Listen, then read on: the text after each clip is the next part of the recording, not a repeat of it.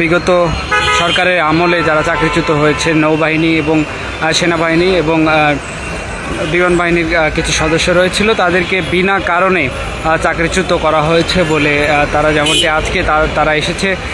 আমরা দেখেছি সকালে তারা প্রেস ক্লাবের সামনে দিয়ে তারা জাহাঙ্গীর গেটের দিকে উদ্দেশ্যে রওনা হলে ঠিক সে সময় আইনশৃঙ্খলা বাহিনী তাদেরকে বাধা প্রদান করে এবং পরবর্তীতে তারা কিন্তু এখানেই প্রেস ক্লাবের সামনেই দাঁড়িয়ে পড়ে এবং তারপরে আমরা দেখেছি যে বাংলাদেশ সেনাবাহিনীর সদস্য তারাও কিন্তু এখানে এসেছেন এবং তারা কঠোর নিরাপত্তা এখানে দিচ্ছেন। আমরা যেমনটি দেখেছি পুলিশের একটি জলকামানও রয়েছে। আমরা যদি ঠিক আপনাদেরকে একটু সামনে নিয়ে যে দেখাতে চাই যে এখন পর্যন্ত কিন্তু তারা প্রেস ক্লাবের সামনে অবস্থান করছে।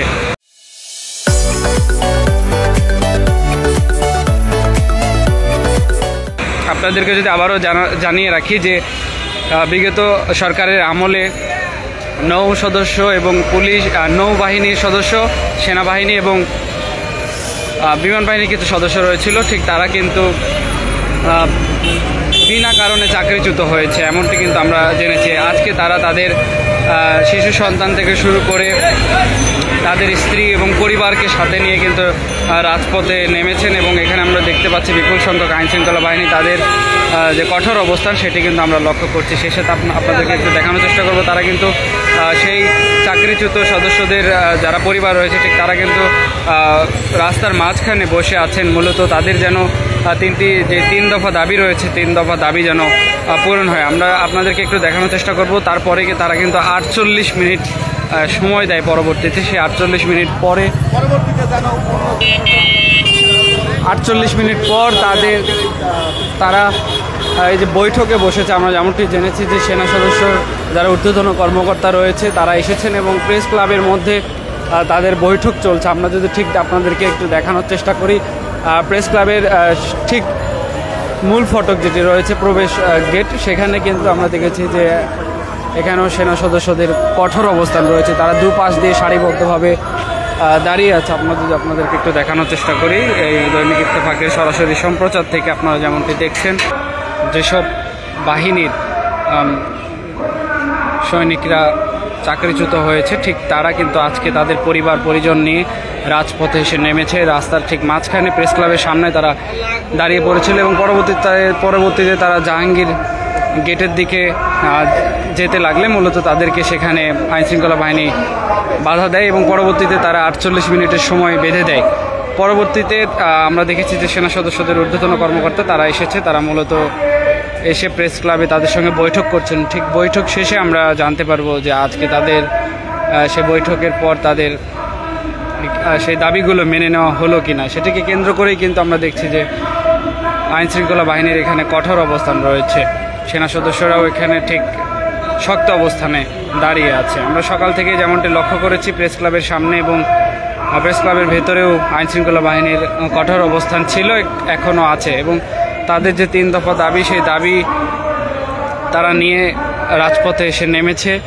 আমরা অনেকের সাথে কথা বলেছি, তারা যেমনটি জানিয়েছে আমাদেরকে যে তাদের এই কর্মসূচি 3 দফা দাবি যেটি রয়েছে সেই দাবি যেন মেনে নেওয়া হয় এবং আমরা আপনাদেরকে একটু দেখাতে চাই ঠিক বাহিরে প্রেস ক্লাবের গেটের সামনে কিন্তু অধীর আগ্রহে তারা অপেক্ষা করছে মূলত তাদের সেই 3 দফা দাবি মেনে নেওয়া হবে কি না। ভিতরে যেহেতু বৈঠক চলছে, বৈঠক শেষে কিন্তু এটি তারা জানতে পারবেন এবং তাদের যে 48 মিনিট সময় বেঁধে দেওয়া হয়েছিল ঠিক সেই 48 মিনিট সময় কিন্তু ইতিমধ্যে পার হয়ে গেছে। আমরা যেমনটি জানি এবং আপনাদেরকে জানিয়ে দিচ্ছি যে তাদের সে সময়টি পার হয়ে গেলেও তারা পরবর্তীতে আইনশৃঙ্খলা বাহিনীর যে সেনা সদস্যদের ঊর্ধ্বতন কর্মকর্তা তারা এসেছেন এবং তারা এসে এখানে বৈঠক করছেন। আমরা দেখছি যে প্রেস ক্লাবের সামনে ঠিক আইনশৃঙ্খলা বাহিনীর এখন পর্যন্ত কঠোর অবস্থান রয়েছে। দুপাশে সারিবদ্ধভাবে দাঁড়িয়ে আছে আইনশৃঙ্খলা বাহিনীর সদস্যরা। আমরা যেমনটি দেখছি ঠিক এই পাশেও কিন্তু পুলিশ সদস্য রয়েছে, তারাও কঠোর অবস্থানে রয়েছে এবং যারা নৌবাহিনী এবং বিমান বাহিনী সেই সাথে আমরা দেখেছি যে কিছু সেনা সদস্য রয়েছে যারা বিনা কারণে, তারা যেমনটি জানাচ্ছিলেন যে বিনা কারণে তাদের চাকরিচ্যুত করা হয়েছে। মূলত তারা আজকে এখানে এসেছে, তাদের চাকরি যেন ফিরিয়ে দেওয়া হয় এবং তারা 3টি দফা দাবি নিয়ে আজকে রাজপথে নেমেছে। তারা সেই দাবি পূরণ করেই মূলত ঘরে ফিরবেন, এমনটা আমরা জেনেছি। আমরা যদি আপনাদেরকে দেখানোর চেষ্টা করি, ঠিক এখানেও সেই চাকরিচ্যুত যারা রয়েছে সদস্যরা, তারা এখানে অবস্থান করছে তাদের পরিবার পরিজন নিয়ে। আমরা দেখেছি যে তারা তাদের পরিবার পরিজন, ছোট্ট শিশু বাচ্চা থেকে শুরু করে অনেকেই তারা নিয়ে এসেছে, এখানে অপেক্ষা করছে, আমরা যেমনটি দেখেছি। এবং আমাদের চাকরিচ্যুত করা হয়েছে বিভিন্নভাবে, ঠিক আছে।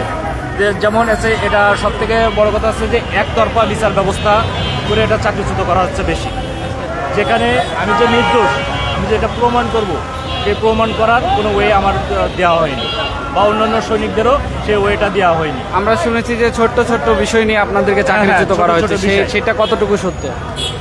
এটা 100% সত্য। এখানে যদি 1% বলা হয় তাহলে সে 1% মিথ্যা বলা হয়ে যাবে। এখানে 100%ই সত্য যে ছোট ছোট কিছু ক্ষুদ্র ক্ষুদ্র বিষয় নিয়ে আমাদের সৈনিকদের চাকরিচ্যুত করা হয়েছে, এবং এই সৈনিকদের শুরু থেকে কিছু কিছু অফিসার আছে তাদেরকে খারাপ চোখে দেখে, এবং চাকরি শেষ হওয়ার পর্যন্তও তারা এই একই চোখেই দেখে। কিন্তু তারা এটা বোঝে না যে সৈনিক ছাড়া অফিসার অসাল। সৈনিক যদি না থাকে তাহলে অফিসারের কোনো প্রয়োজন নাই। তারা যদি এক মুহূর্তের জন্য যদি এটা বুঝতো, তাহলে সৈনিকের পরে আজকে তারা এরকম করতে পারতো না।